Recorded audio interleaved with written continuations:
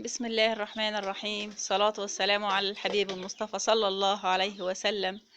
اللهم لك الحمد عدد خلقك ورضا نفسك وزنة عرشك ومداد كلماتك. اللهم لك الحمد يا رب العالمين على نعمك علينا يا رب. احنا النهارده يا حبايبي بنفطر الطيور بتاعتنا، وجايبين لنا معاكم النهارده قايله لها اقول لكم على حاجه. يعني بصوا، انا النهارده جبتها وعايزاكم تجيبوها زيي. الحاجه ديت بتوفر عليكم جدا في اكل الطيور، وهي ببلاش من الاخر كده. هي ببلاش، وهي نوع من الخضروات، وفيها غذاء وفيها فيتامينات وفيها املاح معدنيه. احنا اصلا بنستعملها لاكلنا لانها مغذيه جدا. في ناس بتحطها على السلطه، وناس بتعملها يعني بتاكلها، بتحطها في اكلها وكده. هنعرفها دلوقتي مع بعضينا. عايزه اقول لكم عليها عشان هي هتوفر عليكم كتير جدا جدا. ان شاء الله. بصوا يا حبايبي، الشكاره ديت دي جايباها ببلاش النهارده. انا كنت في السوق النهارده بسوق، جبت الشكاره ديت ببلاش. الشكاره دي يا حبايبي، بصوا انا رحت للراجل بتاع الكرنب اهو. بصوا، شايفين يا حبايبي؟ شايفين قشر الكرنب ده؟ ورق الكرنب ده جميل جدا جدا للطيور. احنا عارفين كلنا ان الكرنب حلو جدا، مليان بالعناصر الغذائيه وكده للطيور. فانا يا حبايبي جبت الشكاره دي، اشتريت كرنب وطلبت من الراجل اللي هو يجيب لي شكاره ورق، واداني شكاره الورق دي ببلاش يا حبايبي. الشكاره دي ببلاش تكفي طيوري يومين ثلاثه على الاقل. لما نقطعها لهم، بصوا يا حبايبي، قطعتها لهم بالشكل ده اهو. اهو يا حبايبي، بصوا بسم الله ما شاء الله. هحطها دلوقتي قدامكم للبط وللفراخ وللحمام. بصوا يا حبايب اهو. بصوا يا حبايب اهو. انا مقطعاها حتت صغيره بسم الله ما شاء الله. اولا هتوفر معايا كنوع من بديل للاكل، علف. وطبعا انتوا عارفين العلف غالي جدا. يعني انا عشان اشتري علف يوميا للطير ده هيكلفني جدا. فانا قلت ان دي حاجه بسيطه لما لقيتها قدامي. يعني بصراحه يعني كانت قليلا خطرت على بالي يعني في الشتاء، يعني قصدي في الصيف. انما في الشتاء معروف الكرنب كتير والخضار كتير والخير كتير. خضار الشتاء بيبقى كتير كلكم عارفين. فانا لقيتها بالصدفه في طبعا كرنب في الصيف برضو، فبشتري بالصدفه كده فلفت نظري فجبت شكاره. فقلت اقول لكم عشان تجيبهم لطيوركم. هتشبعهم وتملى بطنهم. حلوه جدا للفراخ. الفراخ تنقر فيها، تزود البيض عندها. لان يا حبايبي الخضار حلو جدا للطيور اللي بتبيض بالذات. يعني الفراخ بالنسبه، يعني الخضره بالنسبه للفراخ. الجماعه الفلاحين بيعملوا كده، احنا مش فلاحين طبعا. بس طبعا المعلومه دي عندي ومعروفه. جماعه الفلاحين يا حبايبي اللي بياكلوا برسيم وبياكلوا رجله وحشيش، الحاجات اللي من ارضهم دي. هو ما بيصرفوش على طيورهم زينا. بس الحاجات دي فعلا القيمه الغذائيه بتاعتها عاليه جدا. معروف ان الخضروات حتى للبني ادمين، الخضار معروف ان القيمه الغذائيه بتاعته. فانا الكرنب ده يا حبايبي فيه عناصر غذائيه جميله. كل حاجه فيه معادن وعناصر غذائيه وكل حاجه فيه. لما نيجي مثلا نجيب منه شكاره زي كده، الشكاره ديت هتوفر عليا كتير. شوفوا الطيور بتتخانق عليها. لو شايفين الفراخ بتتخانق او طفشت البط بعيد، ودي مشكله الفراخ مع بعض مع البط. انا دايما حبساهم، بس هم النهارده فتحت لهم قلت تشمسوا شويه وادخلهم.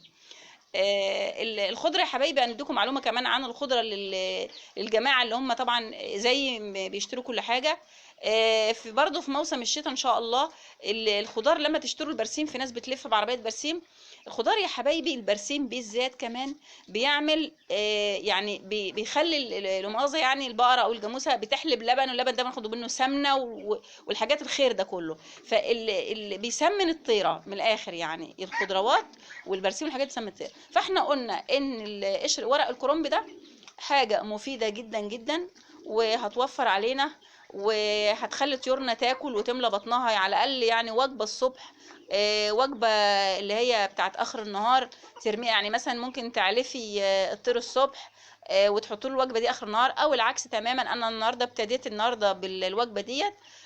نفتح لهم شهيتهم كده على الصبح ونفطرهم منها. وان شاء الله الوجبه التانية هنبقى نعملها لهم بقى اللي هو العلف على الرده على العيش على الكلام التاني دوت.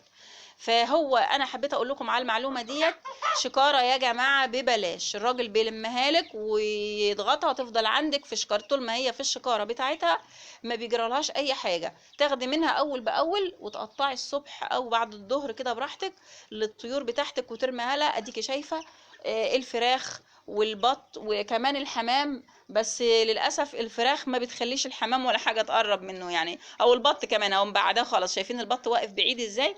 واقف بعيد اهوت، مش عارف ياكل بسبب الفراخ. فعايزه نقول لكم دي وجبه مهمه ولفتت نظري الصبح كده وانا في السوق، قلت برضو نقول لكم عشان خاطر ايه تعملوا الحاجه ديت توفر عليكم. لان اكل الطير يا حبايبي والله العلف يعني في زياده. كل المربين طبعا معروف. انا يعني لسه جايبه دلوقتي العلف ب 14 جنيه كيلو، حرام يا حبايبي. يعني انا لو جبت 5 كيلو ب 70 جنيه، حطيت ال 5 كيلو دلوقتي للطير دلوقتي هيخلص. عفوا.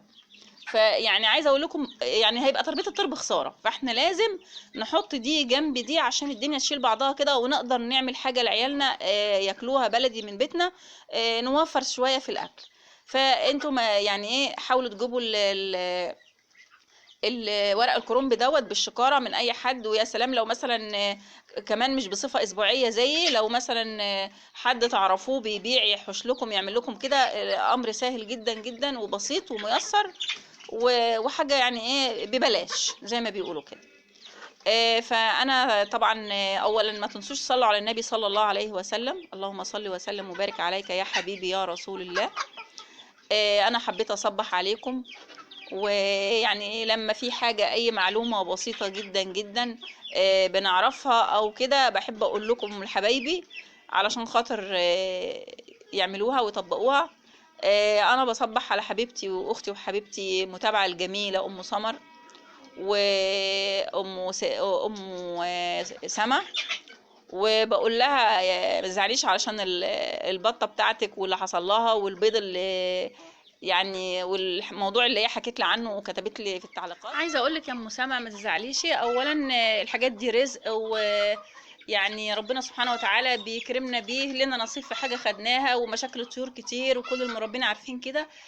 بس اوعي تيأسي، انا كتبت لها على في التعليقات كده اوعي تيأسي من الموضوع ده وتبطلي تربي. لا البط السوداني يا جماعه خيره كتير جدا جدا، بسم الله ما شاء الله، وانتاجه كتير وكل حاجه. ان كان خابت مره زي ما بيقولوا هتصيب المره التانية ان شاء الله. فلا استمري وجيبي نوع تاني وجيبي سلالة تانية وابتدي تاني، وان شاء الله ربنا هيبارك لك ويكرمك لما يبقى عندك اكتر مني بكتير. وان شاء الله انا معاكي، وانا معاكي على طول، ولو اي استفسار. وبرده يا جماعة عايزة اقول لكم على حاجة يعني اخد رأيكم فيها. لو حبيتوها يا ريت تكلموني وفي التعليقات وتقولوا لي وانا اعملها معاكم. انا بفكر اعمل لايف كل مثلا اسبوع مره. حبايبي نعمل لكم لايف كل اسبوع ونجاوب على اسئلتكم مع بعضينا. ابعتوا لي في التعليقات ونعمله كده ان شاء الله. انا مش هطول عليكم اكتر من كده. ما تنسوش تصلوا على الحبيب المصطفى صلى الله عليه وسلم كتير. صلاه على محمد صلى الله عليه وسلم يا جماعه بتزيد البركه والرزق في البيوت، وبتهدي النفوس، وفيها بركه وخير وكل طمأنينه. مش هنطول عليكم، والسلام عليكم ورحمه الله وبركاته.